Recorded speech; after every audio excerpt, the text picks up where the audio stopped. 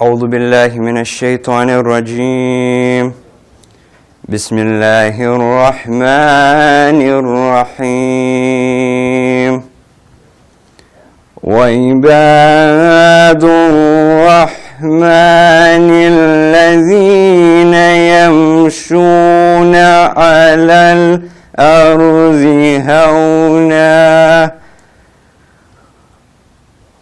وإذا خاطبهم الجاهلون قالوا سلاما. Brothers and sisters, assalamu alaikum wa rahmatullahi wa barakatuh. And the servants of the Most Merciful are those who walk upon the earth easily, and when the ignorant addresses them harshly, they say peace. The word Islam, which means submission, is derived from the same root word of salam, meaning peace. The word peace is repeated in the Holy Quran 76 times. Yet this religion, whose very name is associated with the idea of rejecting violence, is portrayed negatively in the eyes of the general non-Muslim population. A common metaphorical phrase that is constantly repeated is to never judge a book by its cover. But why is it that every random brown man with a beard is stopped for a random security check at the airport? Why is it that because of a few extremists, 23.4% or 1.6 billion of the world's population is labeled as terrorists? Brothers and sisters, I'm not here to bash the media or tell you how ignorant the non-Muslim population is. I'm here to encourage you to enlighten the minds of those in darkness, to spread the message of peace, to open the eyes of the agnostics, and to share with you some of the misguided viewpoints of Islam. Some of you may have heard of Mike Gallagher, radio host of Fox News. After the terror attacks that took place on September 11th, Mr. Gallagher publicly suggested that airports have a Muslim-only line. His exact words being, "It's time to have a Muslims checkpoint line in America's airports and have Muslims be scrutinized. You better believe it's time." What doesn't make sense to me is that if I were a terrorist, hypothetically speaking, the first place I'd probably bring terror to is Mike's house. The fact that he had the courage to publicly state this right after 9/11 is what confuses me. And if I were Mike, I'd probably be sitting in a corner counting my seconds. My point is, you and I know that Islam is a religion that promotes peace. And Mike probably knows this too.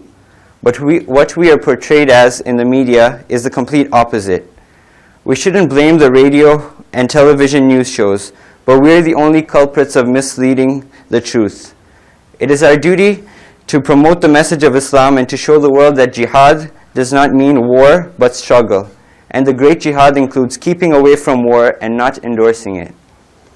As I was reading my speech over to my friends, I realized that they didn't know what the word jihad meant. They thought it meant war.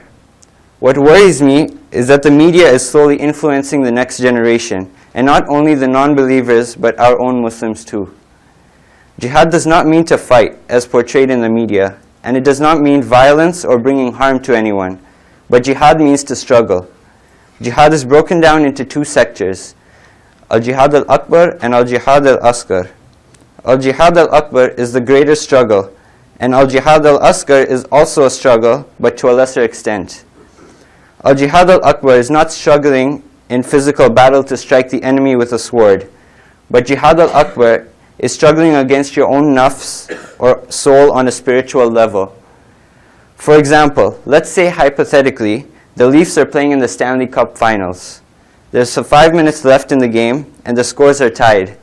And suddenly you hear the call for prayer, adhan. Turning off the TV and getting on the prayer mat is part of the great struggle. That's what jihad is, keeping away from material items when doing so takes us away from God, and instead fulfilling our responsibilities towards Allah subhanahu wa ta'ala. Al-jihad al-asghar, on the other hand, is defending your religion against attack. Not walking up to someone and punching them in the head for saying that Muslims are terrorists, but explaining to them calmly what I've just explained to you. Islam is a religion that promotes peace, and not everyone is aware of this. Inshallah, we can all come together in spreading the word of peace. It is our duty to show the world that Islam and senseless violence do not mix. Martin Luther King stated in his famous speech, "I have a dream that one day this nation will rise up and live out the true meaning of its creed. We hold those truths to be self-evident that all men are created equal." Brothers and sisters, I too have a dream that one day our entire Muslim Ummah will stand up against the stereotypes that one day people will sit next to the Muslim bearded guy or hijabi woman on the plane just to be safe. And let's be realistic. My dream is easier to accomplish than the Leafs making the Stanley Cup Finals. Ahsant.